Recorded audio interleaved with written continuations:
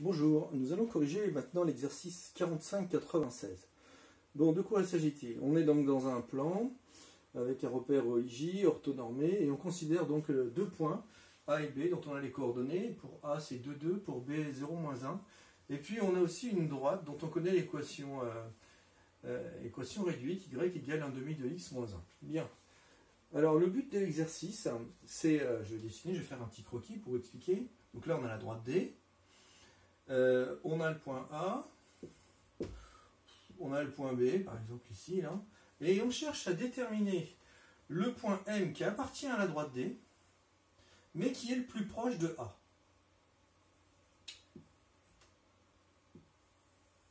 Bon, ça s'appelle le projeté orthogonal du point A sur la droite D, et ici on l'a appelé M.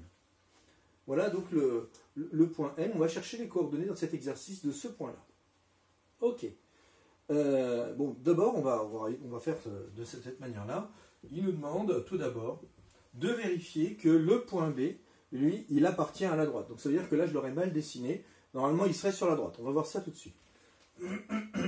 Alors, le point B, il a pour coordonnées 0, moins 1. Ça veut dire que si je remplace x par 0 dans l'équation de la droite, normalement, je vais trouver y égale moins 1. On va regarder ça tout de suite. Y égale, alors 1/2 fois 0 moins 1, et oui, ça fait bien moins 1, donc B, il appartient bien à la droite D. Donc je vais l'effacer, hein, il n'est pas là. Ouais, je sais pas, je vais le mettre ici au hasard. Hein. Voici donc mon point B. Ok. De petit b, le point M ayant pour abscisse x et appartenant à la droite D, donner les coordonnées du point M. Bon, ça c'est assez facile. Hein.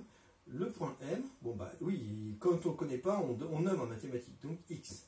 Oui, mais comme il appartient à la droite, ça veut dire que son y, il est là. Son y, il vaut 1/2 de x moins 1.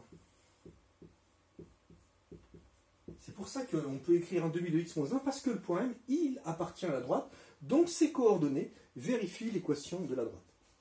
Deuxièmement, montrer que la longueur du segment AN vaut quelque chose. On va calculer la longueur AM. Ok. Bon, la longueur AM, j'ai une formule pour ça. Je vais calculer AM au carré, d'ailleurs. Bon, AM au carré, c'est XM moins XA au carré, plus YM moins YK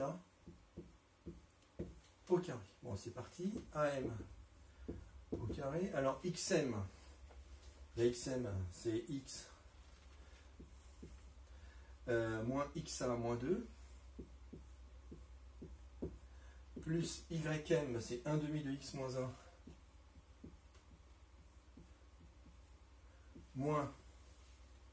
1, moins YA moins 2, au carré. Bon, j'y vais.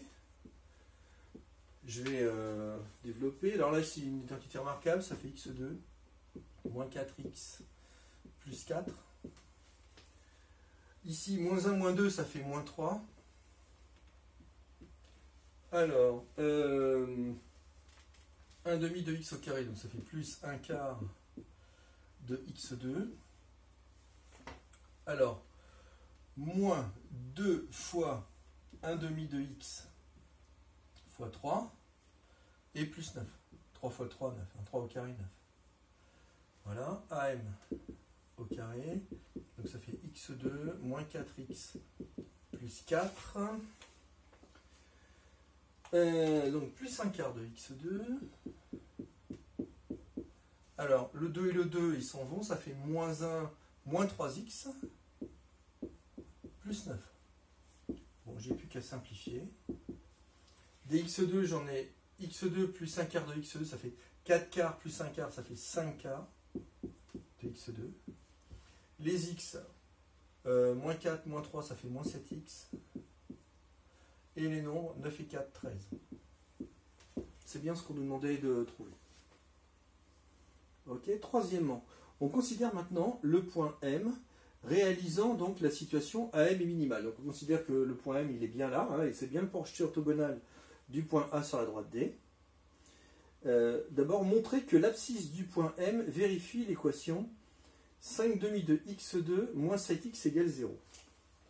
Bon, moi je dis que si le point M ici, donc il est bien le projeté orthogonal, ça veut dire qu'ici on est en présence d'un angle droit. Ça veut dire qu'en fait, ici on est en présence d'un triangle rectangle. ABM est bien rectangle en M. Eh bien, ce que je vous propose, c'est de traduire ceci par le calcul et voir si ça nous donne quelque chose.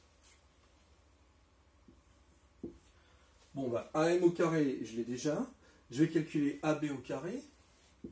AB au carré, donc ça fait XB moins XA, 0, moins 2 au carré, plus YB moins YA, moins 1, moins 2 au carré. Ça fait 4. Et ça fait 9. On trouve 13. Ok, donc ça c'est AB au carré. Et maintenant, BM au carré. BM au carré. Bon, bah, ça fait X moins X de B moins 0 au carré, plus 1 demi de X moins 1 moins 1, ça fait plus 1 au carré. Donc BM au carré, bah ça fait x2. 1 moins 1, ça s'en va, plus 1 quart de x2. Je trouve 5 quarts de x2. Très bien. Bon, bah, je vais avancer. Je vais effacer ici. Et je vais traduire que le triangle ABM est bien un triangle rectangle. Je vais effacer jusque là. Parce que ici, bien sûr, je vais avoir besoin de la formule de AM au carré. Alors, comme M est le projeté orthogonal de A sur D, le triangle ABM est rectangle en M. Voilà. Donc, d'après le théorème de Pythagore, qu'est-ce que l'on a? Ben, on a AB au carré est égal à AM au carré plus MB au carré.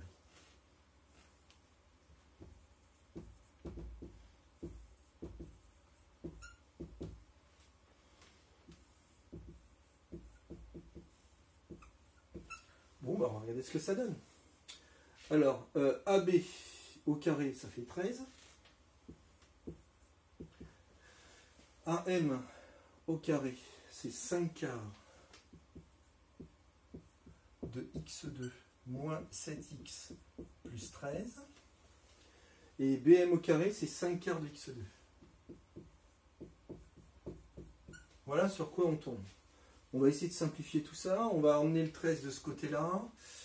Donc, les x2 déjà, j'en ai 5 quarts plus 5 quarts, ça fait 5 demi de x2. Les x, bah, moins 7x.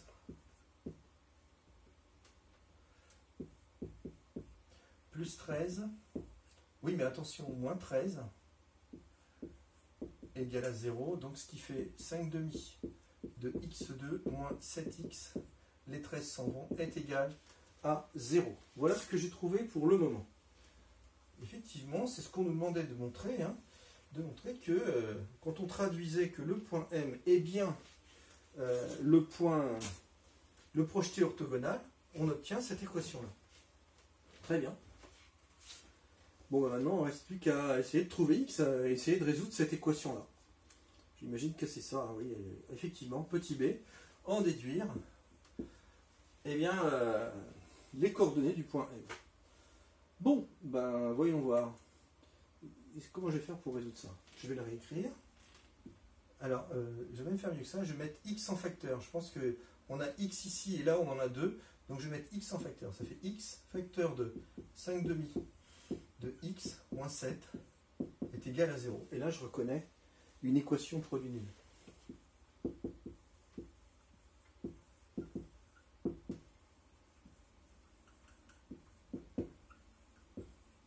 donc, c'est pas compliqué, soit x égale 0, ou bien 5 demi de x moins 7 est égal à 0. C'est-à-dire x égale à 0, ou bien x égale, le moins 7, j'en vois de côté, ça fait plus 7, fois 2 cinquièmes, c'est-à-dire x égale, alors soit x égale à 0, soit x égale 14 sur 5. Voici donc les deux possibilités pour le point M. Hein, c'est soit x égale 0, soit x égale 2 sur 5. Bon, on va donner maintenant les coordonnées de ce point M, hein, puisqu'on ne connaît pour l'instant que son abscisse. Donc c'est parti. Je vous rappelle qu'on avait calculé les coordonnées du point M. Le point M, il a comme coordonnées x et 1 demi de x moins 1. Bon, alors si x égale à 0, eh bien ça nous fait M qui a comme coordonnées 0 et puis moins 1. Et maintenant, si x est égal à l'autre valeur, c'est-à-dire 14 cinquièmes,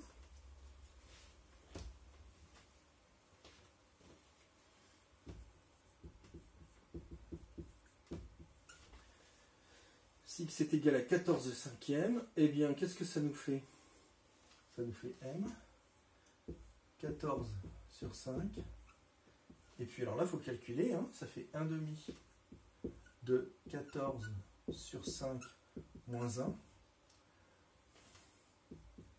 C'est-à-dire 14 sur 5.